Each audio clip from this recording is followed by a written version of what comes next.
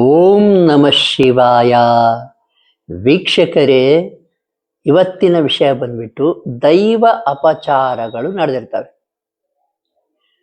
ನಮ್ಮ ಕಡೆಯಿಂದಾಗಿರ್ಬೋದು, ನಮ್ಮ ತಂದೆಯವರ ಕಡೆಯಿಂದ, ಅಥವಾ ಅವರ ಅಣ್ಣ ತಮ್ಮಂದರ ಕಡೆಯಿಂದ, ಅಜ್ಜನ ಕಡೆಯಿಂದ, ಮುತ್ತಜ್ಜನ ಕಡೆಯಿಂದ, ಈ ರೀತಿ ಒಟ್ಟಾರೆಯಾಗಿ ನಮ್ಮ ಮನೆತನದವರ ಕಡೆಯಿಂದ, ನಮ್ಮ ಖಾನ್ದಾನವರ ಕಡೆಯಿಂದ ಯಾವುದಾದರೂ ದೈವ ಅಪಚಾರಗಳಾಗಿದ್ರೆ, ಈಗ ನೋಡಿ, ದೈವ ಅಪಚಾರಗಳು ಅಂದ್ರೆ ಅದರಲ್ಲೂ ವಿಶೇಷವಾಗಿ ದೇವಾಲಯಗಳಲ್ಲೋ ಅಥವಾ ನಿಮ್ಮ ಜಮೀನುಗಳಲ್ಲಿ ಯಾವುದಾದ್ರೂ ದೇವಾಲಯ ಇತ್ತೋ, ಈಗ ಒಂದು ಕಟ್ಟೆ ಮೇಲೆ ಒಂದು ದೇವರಿರುತ್ತೆ ಆ ರೀತಿ, ಅಥವಾ ಈಗ ಒಂದು ಬನ್ನಿ ಗಿಡ ಇರುತ್ತೆ ಅದನ್ನೇ ದೇವರು ಅಂತ ಪೂಜಿಸ್ತಾ ಇರ್ತಾರೆ ಹಿಂದಿನ ಕಾಲದಿಂದಲೂ, ಅಥವಾ ಬೇವಿನ ಮರಗಳು, ಸಾಕಷ್ಟು ವೃಕ್ಷಗಳನ್ನು ಕೂಡ ಅಲ್ಲಿ ದೈವ ಸಾಕಾರ ಇರ್ತದೆ, ಅದನ್ನ ಪೂಜಿಸ್ತಾ ಇರ್ತಾರೆ. ಅದನ್ನ ನಿಲ್ಸಿದ್ರಿಂದಲೋ ಅಥವಾ ಅದಕ್ಕಿಂತಲೂ ಹೆಚ್ಚಾಗಿ ಅಲ್ಲಿ ಏನನ್ನಾದ್ರೂ ಹುಡುಕ್ಲಿಕ್ಕೆ, ನೀವು ಇಲ್ಲಿ ಯಾರೋ ಒಬ್ರು ಬಂದು ಇಲ್ಲಿ ಏನೋ ಐತಿ ಹುಡ್ಕೊಡ್ರಪ್ಪ ಅಂತ ಹೇಳಿ ನಾವು ತಕ್ಕೊಡ್ತೀವಿ, ಹಂಗ ಹಿಂಗೆ ಹೇಳಿಬಿಡ್ತಾರೆ. ಯಾರೋ ಶಾಸ್ತ್ರಿಗಳೋ ಸ್ವಾಮಿಗಳೋ ಬಂದು ಅವ್ರು ನಂಬಿಡ್ತೀರಾ, ತೆಗಿಲಿಕ್ಕೆ ಹೋಗ್ತೀರಾ. ದೇವಾಲಯಗಳಲ್ಲಿ ಮುಂದೆ ಆಗ್ಲಿ ಅಥವಾ ಈ ಮರಗಳು ಏನಿರ್ತವೆ, ವೃಕ್ಷಗಳು, ದೈವ ವೃಕ್ಷಗಳು, ಪೂಜೆ ಪುನಸ್ಕಾರ ನಡೆದಿರ್ತಕ್ಕಂಥ ವೃಕ್ಷಗಳು, ಅವು ಅದರ ಮುಂದೆಯೋ ಅದರ ಪಕ್ಕಕ್ಕೋ ಈಗ ಮಾಡ್ತೀರಲ್ಲ, ಆಗ ನೋಡಿ ದೈವಾಪಚಾರಗಳಾಗ್ಬಿಡ್ತವೆ. ಆ ದೈವದ ಕೋಪಕ್ಕೆ, ಶಾಪಕ್ಕೆ ಒಳಪಡ್ತೀವಿ. ನೋಡಿ, ಈ ರೀತಿ ಅಪಚಾರಗಳಾದ್ರೆ ಏನನ್ನೂ ಹುಡುಕ್ಲಿಕ್ಕೆ ಹೋಗಿ, ನಾನು ಬಾಯಿ ಬಿಟ್ಟು ಹೇಳ್ತಾ ಇಲ್ಲ, ಭಗವಂತ ಎಲ್ಲ ಕೊಟ್ಟಿರ್ತಾನೆ, ಆದ್ರೂ ಆಸೆ ಮನುಷ್ಯನಿಗೆ. ದುಡಿಲಿಲ್ದಂಗೆ ದುಡ್ಡು ಬರಬೇಕು, ಸಂಪತ್ತು ಬರಬೇಕು. ಈ ಒಂದು ಈಸಿ ಮನಿ ಅಂದ್ರೆ ಸುಲಭದ ದಾರಿಯಲ್ಲಿ ದುಡಿಲಿಕ್ಕೆ, ಅಡ್ಡ ದಾರಿಯಲ್ಲಿ ಹೋಗ್ಲಿಕ್ಕೆ ಬಹಳ ಇಷ್ಟಪಡ್ತಾರೆ ಮನುಷ್ಯ. ಇದು ತಪ್ಪು.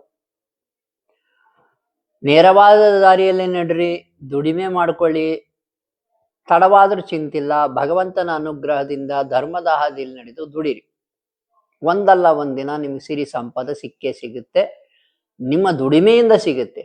ಎಲ್ಲೋ ಹುಡುಕಿ ಅಲ್ಲ, ಹುಡುಕ್ಲಿಕ್ಕೆ ಹೋಗ್ಬೇಡಿ. ಅದು ಸಿಕ್ಕರೂ ಕೂಡ ನಿಮಗೆ ಬೇಡ. ನಾನು ಹೇಳ್ತೀನಿ, ಕೇಳಿಸ್ಕೊಳ್ಳಿ. ದೈವಾಪಚಾರಗಳು ಈ ರೀತಿ ಆದಾಗ ನೋಡಿ, ಎಲ್ಲೆಲ್ಲಿ ಏನಾದ್ರೂ ಇದ್ರೂ ಕೂಡ ಅಲ್ಲಿ ಕಾಳಿಂಗದ ಸರ್ಪದ ಅಥವಾ ದೈವನಾಗದ ಕಾವಲಿರ್ತದೆ. ಸಾಕಷ್ಟು ಜನ ನನಗೆ ಕರೆ ಮಾಡಿದ್ದಾರೆ ಇಂಥವ್ರು. ಅವರು ಮಾತಾಡ್ಸ್ಲೇ ನಮ್ಗೆ ಗೊತ್ತಾಗ್ಬಿಡುತ್ತೆ, ಇದೇನೋ ಅಪಚಾರ ಆಗ್ಬಿಟ್ಟಿದೆ, ಏನನ್ನೋ ಹುಡುಕಿದ್ದಾರೆ. ಹೊಲಗಳಲ್ಲೋ ಅಥವಾ ಮನೆಗಳಲ್ಲಿ ಹುಡುಕಿದ್ರು ಕೂಡ, ದೇವಾಲಯಗಳಲ್ಲಿ ಹುಡುಕಿದ್ರು ಕೂಡ ಶಾಪ ಕಟ್ಟಿಟ್ಟ ಬುತ್ತಿ. ಅಷ್ಟೇ ಅಲ್ಲ ನೋಡಿ, ಇಡೀ ಖಾನ್ದಾನಿ ನಾಶ ಆಗ್ತಾ ಇರುತ್ತೆ. ಯಾರು ಸಕ್ಸಸ್ಸಿಗೆ ಹೋಗಲ್ಲ, ಒಬ್ರಲ್ಲ ಒಬ್ರು ತೊಂದರೆಗೆ ಒಳಪಡ್ತಾ ಇರ್ತಾರೆ ಪದೇ ಪದೇ ಪದೇ. ಇನ್ನು ಕೆಲವರಿಂದ ಆಟ ಮಾಡ್ಕೊಂಡ್ಬಿಟ್ಟಿದ್ದಾರೆ. ಅಲ್ಲಿದೆ, ನಿಮ್ಮ ಹೊಲದಲ್ಲಿದೆ ತೋರಿಸ್ತೀನಿ, ನಿಮ್ಮ ಮನೆಯಲ್ಲಿದೆ ತೆಗೆದು ಕೊಡ್ತೀನಿ. ಈ ರೀತಿ ಯಾರೇ ಹೇಳಿದ್ರು ಕೂಡ ದಯವಿಟ್ಟು ನಂಬಲಿಕ್ಕೆ ಹೋಗ್ಬೇಡಿ. ಈ ರೀತಿ ಅಕಸ್ಮಾತ್ ದೇವಸ್ಥಾನದ ಜಾಗಗಳನ್ನು ಏನಾದ್ರೂ ಕಬಳಿಸಿದ್ರೆ ಅದನ್ನೂ ಕೂಡ ವಾಪಸ್ ಕೊಟ್ಬಿಡಿ. ನಾನು ಹೇಳ್ತೇನೆ ನಿಮಗೆ, ದೇವಸ್ಥಾನಗಳಿಗೆ ಸಂಬಂಧಪಟ್ಟ ಹೊಲಗಳಿರ್ತವೆ, ಯಾರು ಹಿಂದೆ ದಾನ ಕೊಟ್ಟಿರ್ತಾರೆ ದೇವಸ್ಥಾನಕ್ಕೆ, ಅವನ್ನು ಹೆಂಗೋ ಮಾಡಿ ಕಬಳಿಸಿದ್ರೆ ಅಥವಾ ಗೊತ್ತಿಲ್ಲದಂಗೆ ನಾವು ಉಳಿಮೆ ಮಾಡ್ತಾ ಇದ್ರೆ ದಯವಿಟ್ಟು ಬಿಟ್ಕೊಡಿ. ದುಡಿಮೆಗೆ ಸಾವಿರಾರು ದಾರಿ ಇದೆ, ದುಡಿದುಕೊಳ್ಳಿ, ಭಗವಂತನ ಅನುಗ್ರಹ ಸಿಗುತ್ತೆ. ಅದನ್ನ ಬಿಟ್ಟು ಇವೆಲ್ಲ ಮಾಡೋದು ಬೇಡ. ಈ ರೀತಿ ದೈವಾಪಚಾರಗಳು ಆದಾಗ ನೋಡಿ, ಅದರ ನೆಕ್ಸ್ಟ್ ಸ್ಟೆಪ್ ಮಾಟ ಮಂತ್ರ ಅದ್ವಿತೀಯವಾಗಿ ನಿಮಗೆ ಬಂತಾಗುತ್ತೆ. ಯಾರೋ ಮಾಡಿಸ್ತಾರೆ, ಬರಬ್ಬರಿ ತಾಗುತ್ತೆ, ಬರಬ್ಬರಿ ಹೊಡೆಯುತ್ತೆ. ಈ ನಾಗದೇವರು ಅಥವಾ ಕಾಳಿಂಗ ಸರ್ಪಗಳು ವಿಷಯನೂ ನೇರವಾಗಿ ಕಾರಲ್ಲ, ಅದು ಮಾಟ ಮಂತ್ರ ಮುಖೇನ. ಅಂದ್ರೆ ಯಾರೋ ಮಾಟ ಮಂತ್ರ ಮಾಡ್ಬಿಡ್ತಾರೆ ನಿಮಗೆ. ಹಂಗಾದಾಗ, ಈ ದೋಷಗಳಿದ್ದಾಗ ಅದು ನಿಮಗೆ ಬಹಳಷ್ಟು ಬರಬ್ಬರಿ ನಾಟುತ್ತೆ, ಅದು ಬರಬ್ಬರಿ ತೊಂದರೆ ಕೊಡುತ್ತೆ. ನೋಡಿ, ಯಾವ ಗಂಡು ಮಕ್ಕಳು ಉದ್ಧಾರ ಆಗಲ್ಲ ಖಾನ್ದಾನಗಳಲ್ಲಿ, ಯಾರೂ ಉದ್ಧಾರ ಆಗಲ್ಲ. ಬೇಕಾದ್ರೆ ನೋಡ್ಕೋಬಹುದು, ಸಾಕಷ್ಟು ತೊಂದರೆ ಒಳಪಟ್ಬಿಡ್ತಾರೆ. ಈ ತೊಂದರೆಗಳು ಆಗ್ಬಾರ್ದು ಅನ್ನೋದಾದ್ರೆ ಹಿಂಗೇನಾದ್ರೂ ಆಗಿದ್ರೆ ಸಾಕಷ್ಟು ಜನ ಕರೆ ಮಾಡಿದ್ದಾರೆ, ಅವ್ರಿಗೆ ತಿಳಿಸಿದ್ದೇನೆ ನೋಡಿ. ವಿಶಿಷ್ಟ ಶಿವ ಪೂಜೆಗಳನ್ನ ಮಾಡಿ, ವಿಶಿಷ್ಟ ಪೂಜೆಗಳನ್ನ ನಿರಂತರವಾಗಿ ಮಾಡಿ ಒಂದು ಶಾಪದಿಂದ ಹೊರಗೆ ಬರ್ಬೇಕು ಹೊರತು ಜೀವಮಾನ ಪೂರ್ತಿ ಆ ಪೂಜೆಯನ್ನು ಮಾಡ್ತಾನೆ ಇರ್ಬೇಕು. ಶತರುದ್ರಾಭಿಷೇಕಗಳನ್ನು ಮಾಡ್ಬೇಕು ಶಿವನಿಗೆ, ಪದೇ ಪದೇ ಶಿವನಿಗೆ ಪೂಜೆ ಮಾಡಿಸ್ತಾ ಇರ್ಬೇಕು, ನೀವೂ ಮಾಡ್ತಾ ಇರ್ಬೇಕು.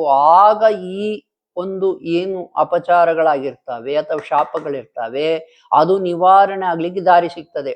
ಮತ್ತಾರೋ ಸ್ವಾಮಿಗಳು ಸಿಗ್ತಾರೆ, ಅವ್ರು ಹೇಳ್ಕೊಡ್ತಾರೆ ಹಿಂಗ್ ಮಾಡಪ್ಪ ಒಳ್ಳೇದಾಗ್ತದೆ ಅಂತ. ಅಲ್ಲಿ ತನಕ ನಿಮ್ಗೆ ದಾರಿ ಸಿಗಲ್ಲ. ಯಾರಾದ್ರೂ ಇದು ನಿಮ್ ಹೊಲದಲ್ಲಿ ಇದಿದೆ ಅದಿದೆ ಅಂದ್ರೆ ನಂಬ್ಲಿಕ್ಕೂ ಹೋಗ್ಬೇಡಿ. ಅಥವಾ ಈ ರೀತಿ ನಿಮಗೆ ಅವ್ರ ಹೊಲಕ್ಕೆ ಹೋಗಿ ಇದೇನೋ ಕಾಣಿಸುತ್ತೆ ಅಂತ ಹೇಳ್ತೀರಲ್ಲ, ನೀವು ಅದನ್ನ ಮಾಡ್ಲಿಕ್ಕೆ ಹೋಗ್ಬೇಡಿ. ನಾನು ಈ ಒಂದು ಯೂಟ್ಯೂಬ್ ಚಾನಲ್ ಮೂಲಕ ನಿಮ್ಮನ್ನು ಎಜುಕೇಶನ್ ಕೊಡಬೇಕು, ನಿಮಗೆ ಒಂದು ಜ್ಞಾನದ ಅರಿವನ್ನು ಕೊಡಬೇಕು, ಧರ್ಮದ ದಾರಿಯಲ್ಲಿ ನಡೆಸ್ಬೇಕು ಅನ್ನೋದು ನಮ್ಮ ಮೂಲ ಉದ್ದೇಶ. ಈ ರೀತಿ ಅಪಚಾರಗಳನ್ನು ಮಾಡ್ಲಿಕ್ಕೆ ಹೋಗ್ಬೇಡಿ. ಅಥವಾ ನಿಮ್ಮಿಂದ ಅಥವಾ ನಿಮ್ಮ ಪೂರ್ವಜರಿಂದ ಆಗಿದ್ರೆ ನೋಡಿ, ಶಿವನಿಗೆ ವಿಶೇಷ ಪೂಜೆಗಳನ್ನು ಸಲ್ಲಿಸ್ಬೇಕು. ವಿಶಿಷ್ಟ ಶಿವ ದೇವಸ್ಥಾನಗಳಿದ್ದಾವೆ, ಅಲ್ಲಿ ಹೋಗಿ ಬರಬೇಕು. ಆಗ ನಿಮಗೆ ಒಳ್ಳೇದಾಗ್ಲಿಕ್ಕೆ ಸ್ಟಾರ್ಟ್ ಆಗ್ತದೆ. ಜೀವನ ಪರ್ಯಂತ ಪೂಜೆಗಳನ್ನು ಮಾಡಬೇಕು, ಅವಾಗ ನಿಮಗೆ ಒಳ್ಳೇದಾಗ್ತದೆ. ಇನ್ನೇನಾದ್ರೂ ನಿಮಗೆ ಸಲಹೆ ಬೇಕಾದ್ರಿ, ಮಾಟ ಮಂತ್ರ ವಾಮಾಚಾರ ಆಗಿದ್ರೆ, ಆತ್ಮಗಳ ಪ್ರಯೋಗ ಆಗಿದ್ರೆ ನೀವು ನಮಗೆ ಕರೆ ಮಾಡಬಹುದು, ನಾವು ಸಲಹೆ ನೀಡುತ್ತೇವೆ. ಶುಭವಾಗಲಿ.